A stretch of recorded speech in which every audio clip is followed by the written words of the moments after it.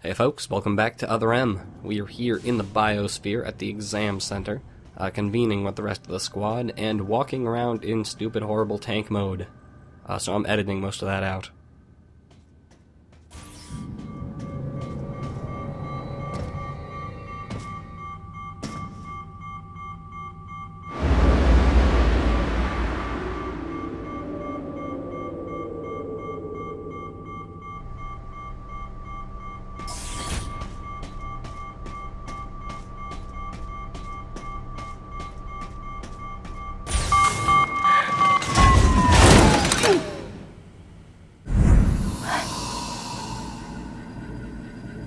Adam, are you seeing this? It's a Zebesian. But it's been cybernetically enhanced. What is this thing? I don't know. Continue your investigation. Everyone, gather round.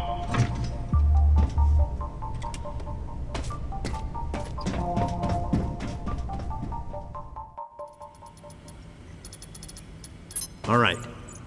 So I managed to recover one piece of data.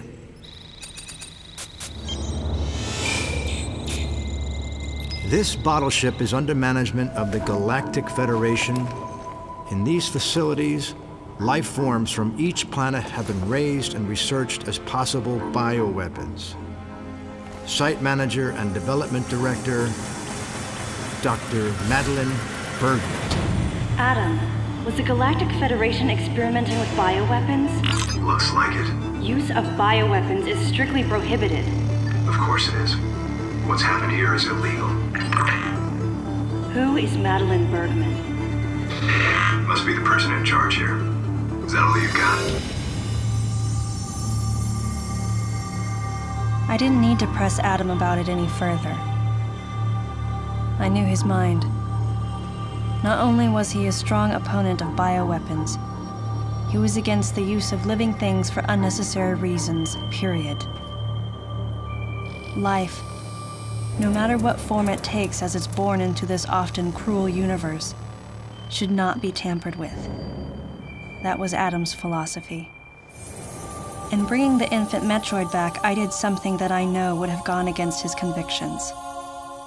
And though I might have been left alone, it was a clear and blatant violation of protocol.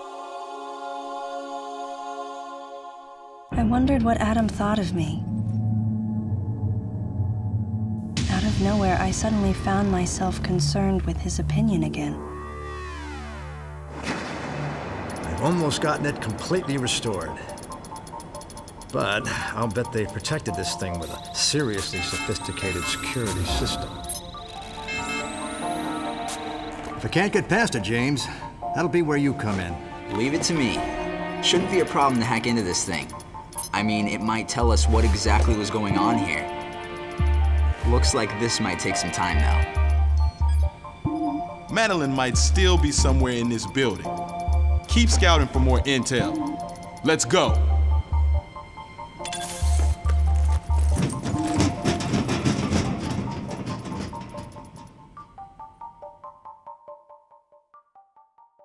Alright, we're back in this room now, and thanks to that little cutscene expedition, we have a little more insight into the conspiracy that we didn't know was here.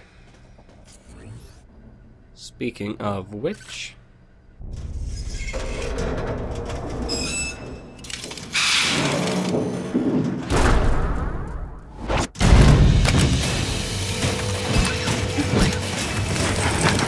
Get back! I want all the soldiers to evacuate this area. Samus, your orders are to take care of all enemy targets.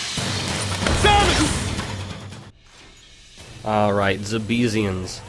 Now, Zebesians is a pretty terrible name for these guys, because based solely on etymology, Zebesian implies basically any species that's native to Zebes, and that includes a lot of species, like Zoomers, or Chozo, or a hell of a lot of other ones. So I'm basically going to call these guys space pirates, because that's what they are. They are the same species as space pirates, and there's basically no reason to think of them as anything but space pirates other than their current affiliation.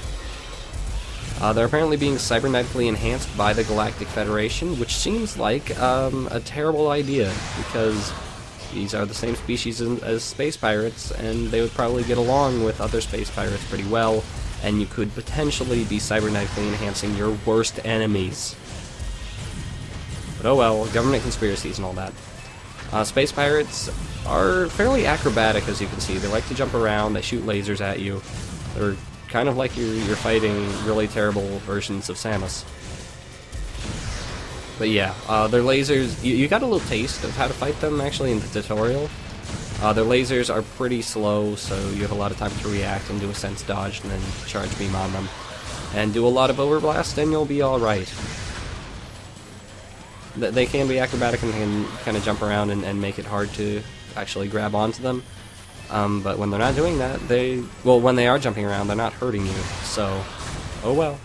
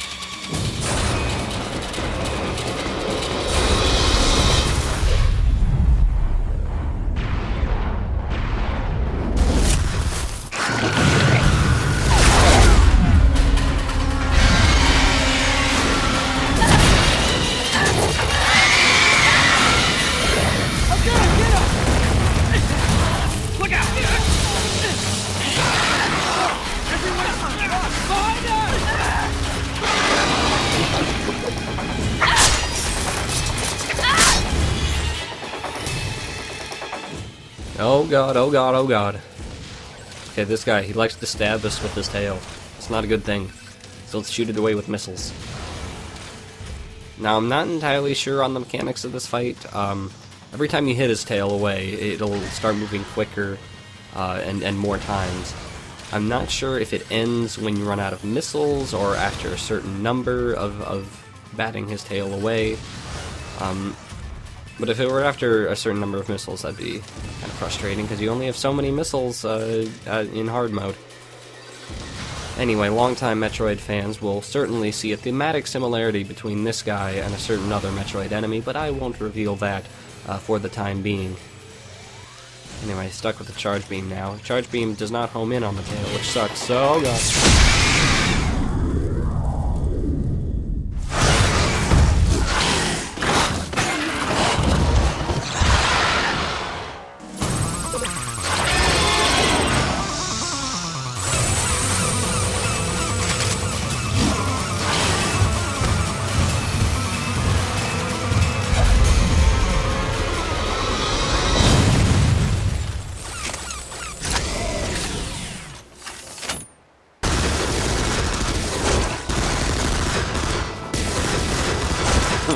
You okay, princess? I wanted to give you some cover earlier, but this thing takes forever to charge. I'll save the next shot for you. Not that you'll need it. Hey! Come over here! What's up? Lyle's down. He looks like a pile of rags. What's gotta happen to a guy to make him look like that?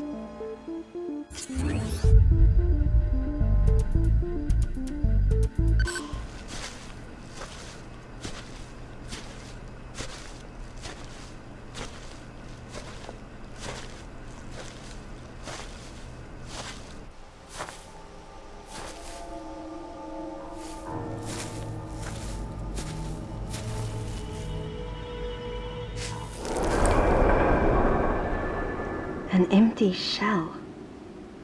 Looks like that monster from earlier infiltrated Sector 3. Samus, follow it.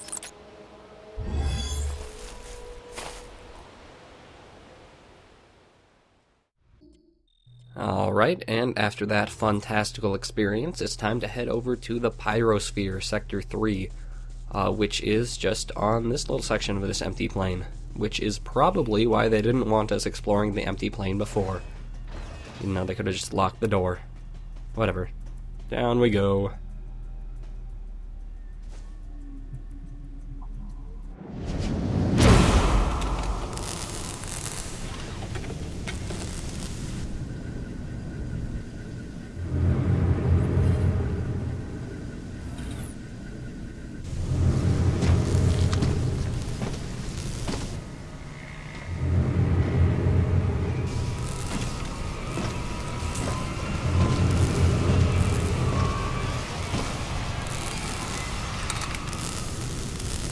It was clear that the Galactic Federation was developing bioweapons on the bottle ship. I wonder if Adam came here knowing that. Regardless, I knew I had to talk to the person in charge, Madeline Bergman. Of course, she would have to be alive in order for me to do that.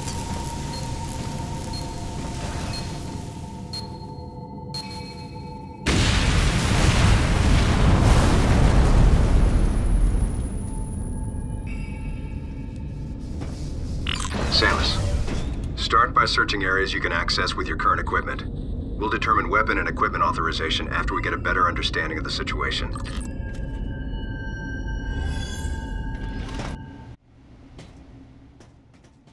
Alrighty, welcome to the pyrosphere. It's a good old lava area of the game. And as Adam says, we can only access certain areas with our current equipment, and since this is a lava world, logically we shouldn't be able to explore much of it because we don't have the various suit active right now, right? Right? Right? Isn't that right, Mr. Fishy back there? So yeah, here's a little look at what we'll be going through in a few minutes. And hello, quick time event. Fail that, you're dead. Just FYI. So yeah, this is the pyrosphere, and as I was not so subtly doing a wink wink nod nod there, we have to go through certain sections of it without the various suit, and if you've played a Metroid game before, you know that means your health will be constantly draining. And from a gameplay mechanic perspective, that's actually kind of neat, adding a time-based thing of getting through an area. But from a plot perspective, why the hell won't Adam let us wear the goddamn various suit that we already frickin' have? Of course, that's the least of your worries, because... fish. Welcome to a series of QuickTime events. Yeah, this entire section is essentially, press the D-pad with good timing to dodge him.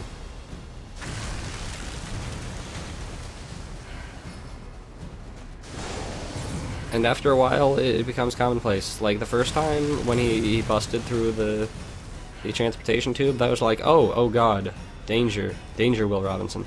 But now it's just like, dude, are you still doing this? But I don't know, it's a good way of adding tension to a new area. It's like, hey, this is a dangerous place filled with danger and lava. Speaking of annoying things, we cannot destroy this nest because it's on fire, and fire blocks our blaster shots for some reason. Anyway, we got Zebesians, we got plenty of enemies, and sooner or later, Adam's gonna chime in and say, hey, this isn't working, let's figure something out.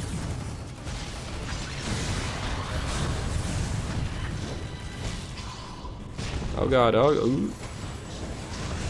Yeah, this is gonna be something of a chaotic fight. You've got, like, fire keys come and attack you.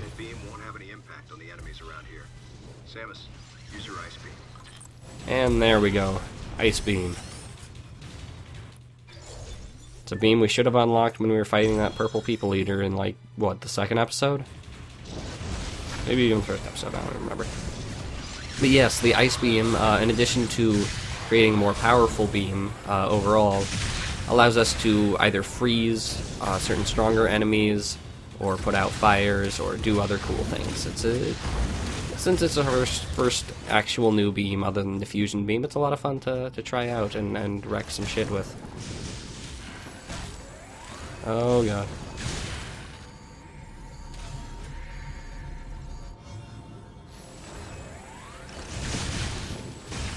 Anyway, back to linear corridors. Pyrosphere is mostly lava, but you will see some of these rocky, sandy, kind of desert sections here and there. And sometimes both.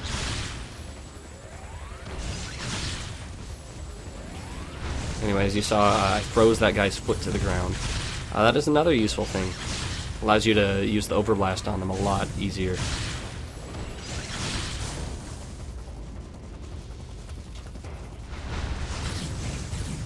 Unfortunately, this is still just a linear corridor. We're fighting the same goddamn enemies the same 4 times.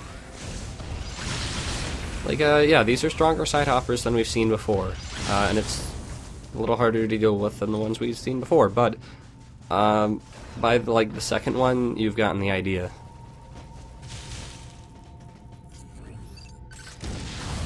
Anyway, apparently most of the enemies prefer to be on fire when living in the pyrosphere. That's just part of their natural life cycle, is the on fire stage.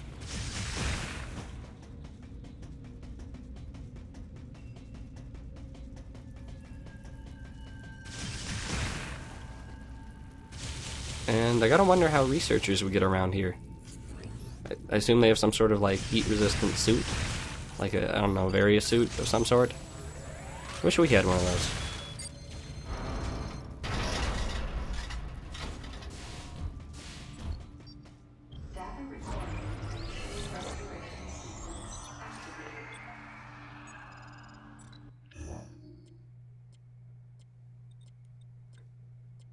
So, fun fact, Varia originally comes from a mistranslation or a weird translation of barrier, since it's supposed to be a barrier to the heat. Anyway, these pricks, they're like blargs or something from Yoshi's Island. They're jerks. They will swipe at you. I think they breathe fire as well. I died to them a lot.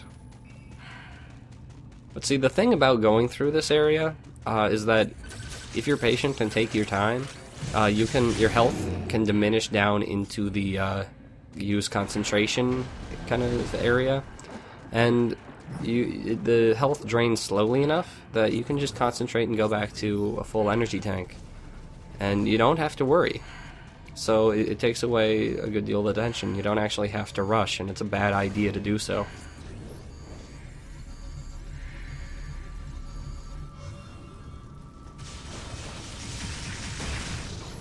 Well, let's go through here. Fight a bunch of small enemies. There is a certain satisfaction in the diffusion ice beam combo of just destroying all those fire dudes all at once. Since ice beam makes the diffusion beam a good deal more stylish.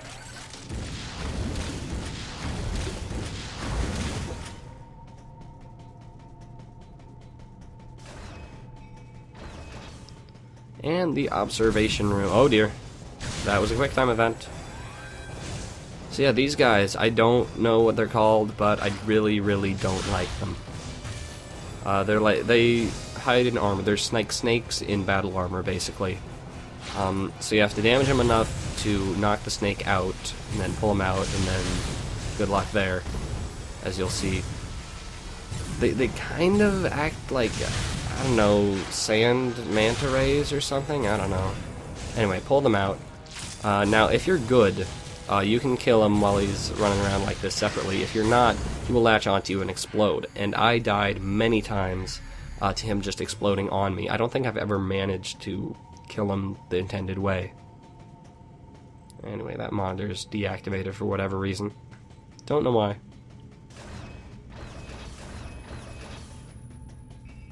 Anyway, I would just like to keep in mind, all of you, Adam is aware of what we're doing right now. He realizes we are being constantly damaged by the volcano area. And we know that he's aware of it because he gave us the ice beam. He's still hanging around. But, he just didn't do anything about that whole Variosuit business. There's one rather convenient fan theory I'm rather a fan of, that has some sort of bladder issue, and he's going to the bathroom all the time. And he just happens to be in the bathroom every time Samus is in a heated area, so he doesn't realize that she's being dumb.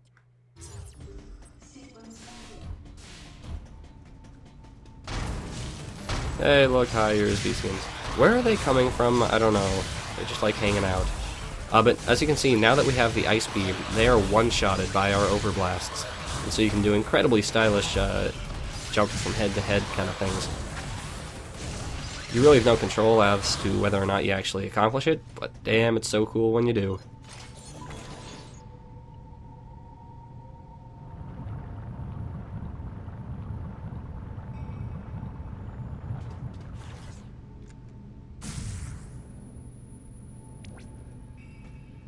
And let's sneak through here, and that'll allow us through. Again, I'm not sure how the scientists are supposed to get through here.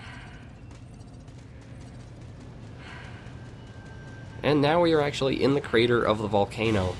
This sounds like a terrible idea. Oh good, oh god, oh god, oh goodness gracious. Lava is coming to chase us. Now, I'm recording this commentary in close proximity to the 5th dungeon of my Skyward Sword playthrough, where you are chased by water in a very similar fashion. But this is actually done a lot better. In addition to your health constantly draining, there is lava constantly following you, and if you dilly-dally, it will come and kill you, and also quick time events will kill you, and apparently I just suck at timing, because they keep killing me. But yeah, this is an escape sequence done actually pretty darn well.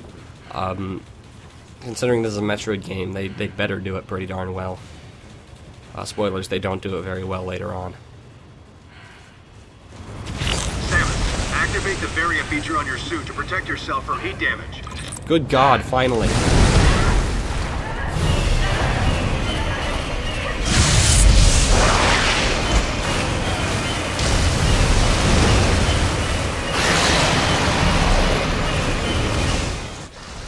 Alright, boss time. I like this boss. He has those long, those noodle arms, as you can see. He likes to shoot fireballs at you. He likes to sweep the ground. And he has a large glowing weak spot. And you are meant to use that ice beam and then missile tactic that we learned from the Purple People Eater. It's a common Metroid tactic, but I'm glad that they set a precedent for it in the game itself. Anyway, keep doing that. As you can see, we're not doing a hell of a lot of damage based on his health bar there. And now his weak point isn't glowing anymore, so God knows what we're gonna do. Oh, that'll do. Let's shoot the other glowing thing.